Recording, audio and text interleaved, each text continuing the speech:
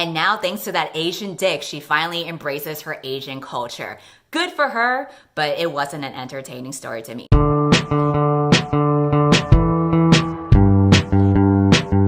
Today, I'm going to be talking about the rest of the books that I read in the month of September. Before we get into that, I want to say thank you to today's sponsor, Function of Beauty. Function of Beauty is a totally new experience where you choose everything from your own hair type to hair goals, color, scent, and even the name on your bottle. I have been using their bottles for the past few months now, and I just got a new batch because, as you can tell, I recently bleached my hair, which means that my hair is fried and it needs more protection. So I got shampoo and conditioner that is fit for my hair profile, which I selected as wavy and coarse. The goals that I selected were pretty much to counteract all the damage that I did with bleaching my hair, which is anti-frizz, deep condition, fixing split ends, nourishing roots, and reducing brassiness. I got these as silicone-free bottles, and the fragrance that I chose were True Lavender and Light. I also got body wash and body lotion, which you can customize based on your skin moisture level. I also got a custom leave-in treatment, which is a lightweight conditioning cream that smooths and hydrates and protects the hair. It is 100% vegan and gluten-free. If you're interested in getting your own custom bottles, you can click the link in my description below to get 20% off of your first order. The first book that I'm going to be covering in this video is The Subtle Art of Not Giving a Fuck. This is a self-help book that you pretty much see in a lot of bookstores around the US. I think the reason why it got so popular when it first came out is because the author gives a more contrarian point of view. A lot of people say that positive thinking is the key to having a happy and rich life, whereas the author is saying that positivity can only really do so much. Rather than being coddled and tricking ourselves into thinking that everything is okay, we should just accept that shit is fucked up and reprioritize the things that we actually give a damn about. Essentially, he's saying that there are so many things that people give a fuck about, and it's often misplaced, and instead we need to grab our fucks and place them into better areas that best serve us. I gave this book 3 stars. However, I can totally understand why people would rate it lower. This book has a very, very edgy dude bro tone of voice. It gets really annoying and tiring, especially in the beginning of the book, because he is constantly dropping F-bombs, and you can tell that he's just doing that in order to be edgy and be like not like other self-help books. It very much feels like the majority of the writing is just for the sake of being contrarian and giving you this real talk and saying it like it is and having ruthless humor. But with the constant cursing and the F-bombs, it just feels like it's so try-hard. Honestly, this is probably how people who don't like me view my videos on the surface level, in which case I totally agree that it is very annoying. The reason why I rated it 3 stars though is because I do agree with some of the points that he wrote, mostly in the first half of the book. Whatever you do in life is gonna be a struggle, so you need to find a struggle that's right for you. I absolutely agree with this kind of philosophy. I've said this in a vlog before when I first interviewed at my job. I went on this whole philosophical rant because I realized that as someone with depression, I'm gonna be miserable regardless, so I might as well find something that I'm okay with being miserable with. For some reason, it's less motivating coming from my mouth, but hopefully you know what I mean. It's more so accepting that struggling is gonna be inevitable. It's more about finding the right thing that you wanna struggle for. Another thing I really agree with is him saying that people are addicted to feeling outraged and feeling like a victim in order to avoid responsibility and accountability. And yes, it can be for very valid reasons, but sometimes people go so overboard where they funnel themselves in this role of a victim and rob themselves of their own agency. But if you were to take full responsibility of your own life, regardless of your circumstances and regardless of what you have been through, then that's how you can lead to more positive change. I definitely agree with how people are addicted to outrage because, in particular, every time you go on book Twitter every day, there's always a whole bunch of subtweets about people getting angry at one person because they said something really idiotic or racist or bigoted or whatever. The fact of the matter is, there's always going to be stupid fucking people everywhere. If you spend your whole day getting angry, subtweeting your entire feed about this one person that pissed you off, you're not gonna really live your life in a fulfilling way. And it's like, do you really want to spend your time caring about that? I agree on taking accountability for your own life rather than how much of a victim you are, because that is the only way that you're gonna be able to move forward and have positive change rather than be stuck. The other parts of the book, I didn't really care for. I think that this book would be most appealing to straight white men. You can really get that sense of perspective from the author. A lot of his advice resonates with specifically his demographic rather than other groups of people. For example, the whole idea of how victimhood comes with entitlement and how it prevents positive change. I agree with that to a certain extent. If you look at specific places like Twitter, that is absolutely true. But you can't really take it as a blanket statement for the rest of the world, especially when you consider the fact that this author is a white man who admitted in the book that he grew up from a very wealthy family. So for him to go on and on about the entitlement of victimhood, knowing what his background is like, doesn't quite sit well with me. A lot of times he kind of has like this boomer attitude where he views his generation as very spoiled and in need of coddling, which again, I agree to a certain extent. But it can't be said as blanket statements because there are so many different factors and circumstances that people have gone through. To see that coming from like an old white straight dude, I'm not sure if that advice is quite universal. That's why I took away some parts of his advice that I did agree with, but I made sure not to view it as like the end all be all truth of the world. After that, the next book that I read is a chick lit book called If I Never Met You. This follows the main character, Lori, who is a lawyer and has been in a relationship with a guy for over 10 years. Not only does she live with him, but he also works at the same law firm as she does. So her life has pretty much been revolved around him the entire time. And naturally, as what happens in the beginning of every chick lit book, there is a surprise breakup. He decides to end things even though they've been dating for so long. He realizes that he doesn't know if they're just together out of comfort and out of all the time that they've invested. There's this question of whether you're just in a relationship because you've already been together for so long and now it feels like it's out of obligation. So I actually was kind of on his side in the beginning because I was like, yeah, you know what? That's a super valid point. What I didn't realize, because I keep on not reading the synopsis whenever I pick up a book nowadays, is that shortly after the breakup, the main girl finds out that he already has a girlfriend and now she's pregnant, which means that his whole spiel in the beginning of the book was kind of just like a flimsy excuse because he was emotionally cheating on her, and then the moment that they broke up, he ran towards the other girl and then they got knocked up right away, which is an extra insult to the main girl because she had this whole future planned ahead of them where they would get married and she really wanted kids. And then when he broke up with her, he said that he didn't want any kids. But then lo and behold, first time he did it with another girl, boom, she got pregnant immediately. That fertility rate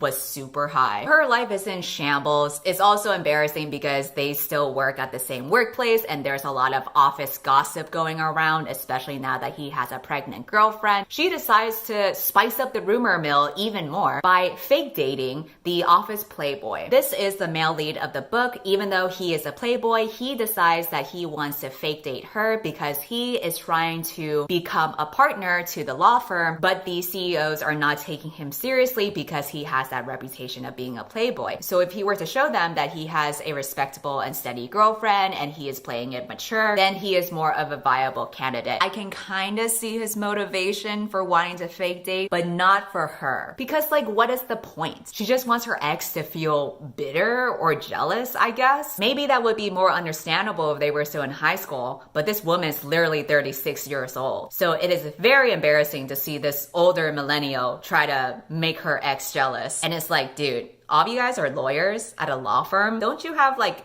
actual work to do? I rated this book 3 stars. It's probably more like 2 stars as I dive more into the flaws of it, but I'm gonna go ahead and be generous with 3 stars anyway because I was engaged throughout reading this book. Like, I was interested in seeing the drama and seeing how the relationship would develop, but objectively speaking, there wasn't that many great things about it. Particularly the protagonist. She was such a slog to get through. You're stuck in her head the entire time, and I felt exhausted just being in her head. She is very bland and old. And I'm not even saying that because of her age. I'm saying that from her vibe, from her energy, from her whole demeanor. This book makes me feel like it was targeted towards older women who are very bitter at their ex-spouses. And I totally 100% get why she is so bitter and cynical because that is a very shitty situation to go through. But I read for escapism, not to be reminded of my own flaws and see my own future flash before my eyes. And so it was just depressing to to read that shit and be stuck in her head because I was like, God, I am gonna be that boring, cynical, bitter bitch when I'm her age too. And that's not fun to read about for me personally. Plus, she is so immature and she has such a judgmental attitude, especially towards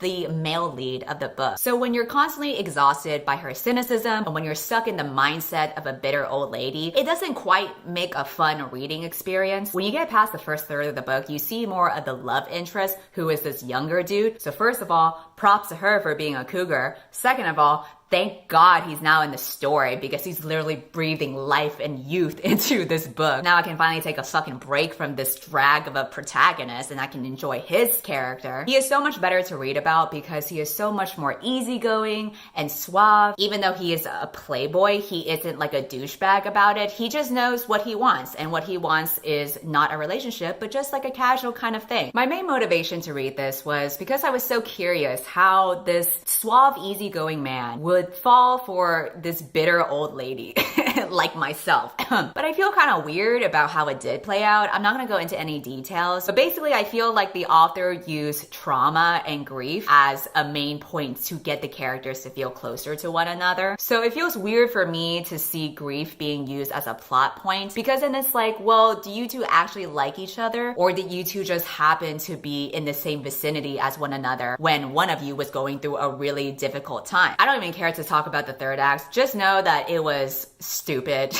It came out of nowhere. It was just giving whiplash all around. And then the weird thing is there were all these loose ends and none of them got tied up at the end. It was like the author just wanted to end the story, so she just ended it like that. And it's like, wait a minute, what is this character gonna do? What is this character gonna do? How are they gonna deal with this consequence or this consequence? And the author's just like, I don't know, you fucking figure it out for yourself. Basically, this is a very generous 3 stars for me. After that, the next book that I read is Pet, which is an urban fantasy middle grade book. This takes place in a utopian-like city where there are no monsters that exist anymore. And what's interesting about this story is that these monsters that had existed before have taken the form of many things, like policemen, murderers, abusers, all the different forms of how humanity is awful, but being described as monsters. They even take the form of institutions like the prison complex. But now they live in a world where there's no prisons, no police, everything is just fine and dandy. The main character is a transgender girl who lives with 2 doting parents, and she has a best friend until one day she meets this strange looking creature that she names Pet,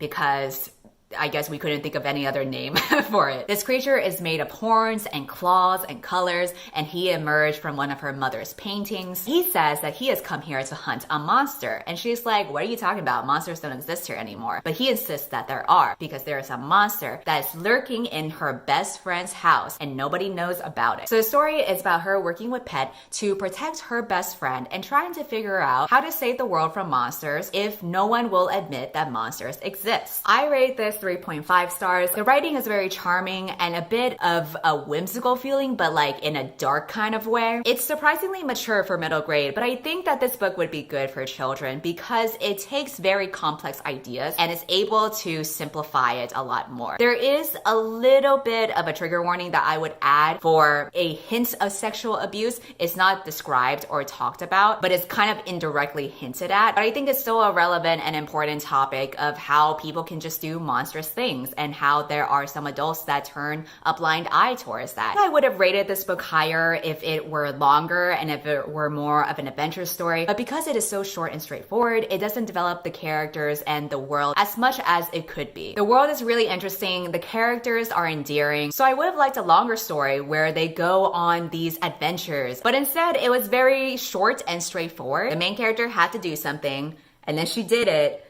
The end. Like, that's pretty much it. I would have loved a more expansive plot with an adventure and more of a sense of surprise, but I don't think that's what the author was trying to go for. She was just going for a very simple and short story that children could try to grapple their minds around, and I think it worked for that. After that, the next book that I read is One to Watch, which is a contemporary romance featuring a plus-size fashion blogger who gets recruited to go on a reality show that is basically like The Bachelorette. The reality show is pretty much a carbon copy of The Bachelorette, Bachelorette, where there is one woman who goes on a date with like 20 plus guys, and then she has to choose which one to marry by the end of the show. And all the guys all pretty much look the same, and all the women that they choose to be the Bachelorette are pretty much the same in terms of conventional beauty standards. However, the reality show decides to change it up by recruiting the main character because she is a very prominent plus size person that is famous on the internet. She agrees to go on the show in order to advance her career as well as subvert harmful stereotypes and standards that we have against fat women. This was the most addicting book that I have read this year, maybe of all time. This is so fun to buddy read with other people. Both you and your friend can try to guess who she's gonna end up with or which guy is trustworthy or not. The story is even more fun than what you see on reality TV because you get to see the behind the scenes perspective of how much they fabricate versus how much is authentic. We treated it like it was a murder mystery because we didn't know who to trust. I was suspicious of every single guy on the reality show because I didn't know who was actually legit in having their real romantic feelings for the main girl or who was just faking it for the cameras. How much of it is real and how much of it is a script. There's this one particular chapter where something happens at the end and my jaw just dropped because I was so shocked at what happened. I mean, I kind of knew it was going to happen, but the audacity of the events that happened was just a lot to digest. And I texted my friend about it, who I buddy read it with. Once she got to that part, I'm going to show the text messages that we sent to each other. She said, oh my God, what the fuck? What the ever-loving fuck? I want to cry. I want to throw up. I fucking hate censored. And I'm like, dude, my jaw dropped as he kept on talking. And she says, but now I don't trust any of the men again, including censored, despite the fact that he was wonderful this chapter. And I'm arguing to her, no, that's what this character wants you to think. And my friend is just like, I feel sick, dude. That was hard to read. I can't imagine how hearing it felt like because I listened to it on audiobook, which by the way, it was a fun audiobook experience as well. So if that chat message was any indicator, it gets pretty juicy. This is a fun book to gossip about with your friends because there's a lot of things to yell about. Besides the reality show shenanigans, this book does a really great job at plus size representation. Obviously, I can't speak for it because I am a skinny legend, but I bet he read this with two plus size women who were actually kind of triggered by a lot of the things that happened, not because it was bad representation, but because it was so accurate to their thought process and to the way that other people have treated them. You go through the emotional journey of the main character grappling with her own self-love and acceptance. It feels very authentic, both from my perspective as, you know, a skinny thin bitch and from the other plus size friends that I read it with. And because of that, the book has a lot of heart written into it. It feels very earnest, the emotional journey that the main character goes through. I think what adds another layer to this is the attitude towards plus size women on the internet, on reality TV, in the public eye in general. Between the chapters, there's a bunch of blog posts and magazine articles and tweets and Slack chats and all kinds of different online mediums that track what people are saying about the main character or about the show. And it is super painfully accurate. It really reflected our culture and how we treat plus size people and how we often politicize the identities of plus size people. Everything that she did, or even just her existence, was a point of contention among a lot of people. People were saying that this was some grand political message about self-love and everyone is beautiful, and then other people were getting pissed off that a fat woman existed. They were two different extremes, but they both showed how fat women simply can't just exist without it being like a message or a political statement. It has to mean something. It has to mean breaking the beauty standard or looking past beauty beneath the skin, when really we should just let a bitch breathe and let her live her life. And I had so much fun reading this. I felt emotionally satisfied by the end of the story. My friends rated it 4 stars because they didn't quite agree with what happens in the third act conflict, and I can kind of understand that because I didn't agree with the main character's actions towards the end either. However, I still ended up rating it 5 stars because even though I didn't agree with her actions, it was still pretty damn juicy, so I couldn't really hate on that. And also, this was the most fun I've had reading a book in a long time. I do want to note though, because the third act conflict is something that I always complain about in romance books, I didn't quite have a similar kind of issue in this book that I did with other books. Other books rely on miscommunication or some kind of thing that gives you whiplash and comes out of nowhere. This one, I feel like, is legitimately juicy for the sake of the reality show format. And what I do want to point out, without giving spoilers for what happens, is that a lot of times in the third act conflicts, what I've seen in other books shows the protagonist feeling like their life is in shambles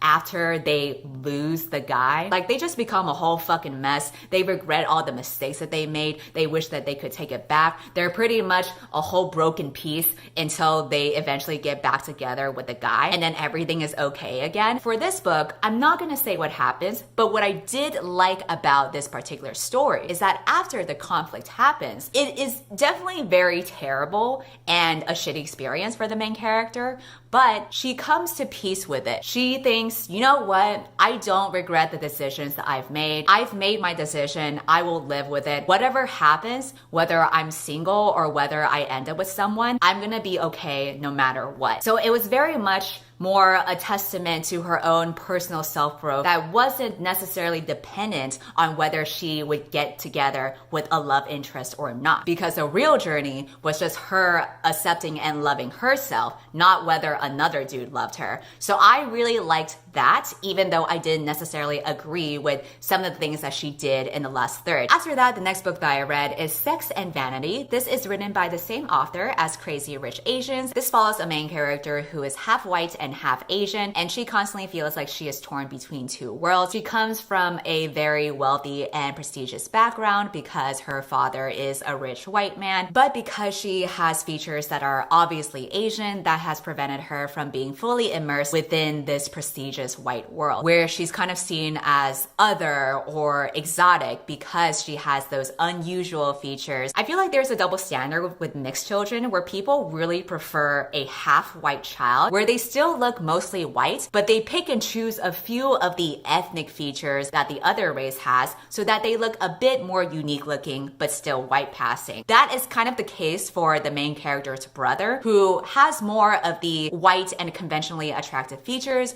whereas the main character is very clearly Asian. The story begins when she is attending a wedding and she meets this Asian man who, for some reason, she feels tumultuous emotions against, which to me didn't really make sense because he was really just chilling the whole time. But I think the author really wanted to make it seem like she has some undeniable attraction towards this man, this hot, sizzling chemistry that she couldn't ignore that was so palpable. But it didn't really translate well to me because if you look at it on the surface level, this dude is just standing there breathing, just minding his own business, not even talking to anybody. And then the main girl is just like, oh, what the fuck is his problem? Why is he so quiet? Oh my god, he's so annoying. I can't even stand him. But why do I keep on thinking about him? Wait, does he like me? What is he even thinking about? How can I understand this enigma of a man? How can he be so infuriating yet so intoxicating? What is this pull that he has? This strange power where I can't look away even though I hate him, or do I hate him? And it's just like this whole thought process that's so exhausting to go through because again, he's just sitting there chilling. He's not even doing anything. She's running circles around her head just to try to make sense of him for like fucking breathing. I think the author was trying to make a parallel to how her denial for her feelings towards this Asian man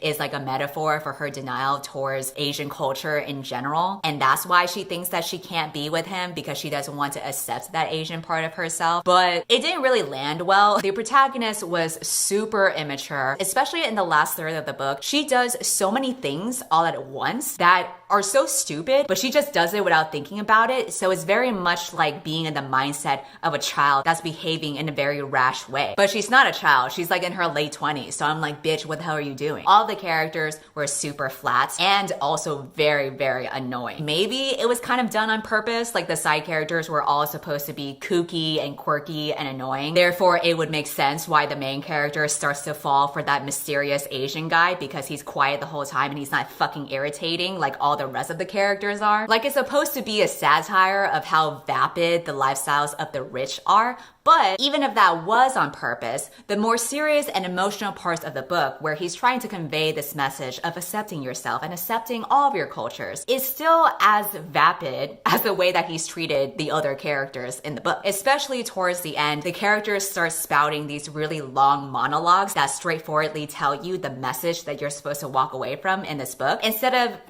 just showing it to you through action or through symbols or some kind of subtlety. I just don't get how we're supposed to believe that this is some whirlwind romance where they can't deny their attraction and chemistry towards each other, that they have to go on this whole spiel of declaration of love. But it's like, you two have only met like 3 times. You guys are acquaintances at best. Also, I've never read Crazy Rich Asians, but I think this book is pretty much a sign that I will not be reading that series because I can't get into the writing style. This author's whole writing style is basically like, she spiraled down the staircase of the Met Gala sponsored by Louis Vuitton, her Tiffany necklace twinkling in azure blue. She flashed the 32 pearls of her teeth as bright as her 10.5 diamond ring before she put on her Gucci sunglasses and applied a fresh shade of her Dior red velvet lipstick. It's basically a whole bunch of unnecessary details of all these different brands and like a travel guide to Italy. But just because it's super detailed doesn't mean it's necessarily good. I'm not here to read a bunch of brand names. I'm here to read a story. And this wasn't a story. This was just some emotionally stunted girl who met a dude like 3 times. And now, thanks to that Asian dick, she finally embraces her Asian culture. Good for her, but it wasn't an entertaining story to me. So I rated it 2 stars. This video is already getting long, so I'm gonna go ahead and wrap it up with 2 YA fantasy books that I read towards the end of the month. The first one is A Song of Race and Ruin. This is a YA fantasy based on West African culture. It follows 2 perspectives. One is a refugee who has a younger sister who gets abducted by a vengeful spirit, and he makes a deal with that spirit that in order to save his sister, he agrees to kill the princess of the kingdom that they belong to. The other perspective is the princess herself, who is dealing with the grief of losing her mother when an assassin kills her. She's filled with grief and she decides to use ancient magic to resurrect her mother from the dead, but in order to make sure that it's successful, one of the things that is required for her to perform the ritual is the heart of a king. In the book, there is a competition with a bunch of physical and mental challenges where the winner of the contest will win the princess's hand in marriage. So this is like a win-win for both the main guy and the girl, because the guy can get close to the princess and try to kill her, and the princess can try to get close to the guy and try to kill him. So it's like a win-win all around. I'm gonna try to keep my thoughts on this short because I realized that I can't get into YA fantasy anymore, and I feel like you should just take my reviews with a grain of salt. I mean, you should take all my reviews with a grain of salt, but especially for YA fantasy, because I'm not part of the demographic, I'm not part of the audience that this is aimed towards. Even though I wasn't hooked with the story or got too attached to characters, I still think that it has a lot of merits, particularly with how this is a fantasy that is directly inspired by West African culture. You can really see how much love the author has for that, as shown through all of the world building details, the magic system, even the delicious food that they eat. There's a lot of rich mythology and folklore that gets incorporated into it, and I think that is a very unique take that we need rather than the same typical European fantasy setting. The main male lead also has this kind of softness and vulnerability to him, which I think is important to show in a male character. He deals with a lot of anxiety and panic attacks and mental illness, and I was really impressed by how in the climax of the story, his mental illness actually plays a role to what he does towards the end. I'm not gonna say what happens, but I was quite impressed by it. But even though I wasn't personally hooked in the story, I think that if you are a fan of YA fantasy and you're looking for stories with different types of world building, this is the book that you can check out. Similarly, I have the same kind of opinion for the next book that I read, which is Mirage. This is a sci-fi and fantasy YA series. It takes place in a star system that is dominated by a very brutal empire. The main character is an 18-year-old girl who is just a simple hoe,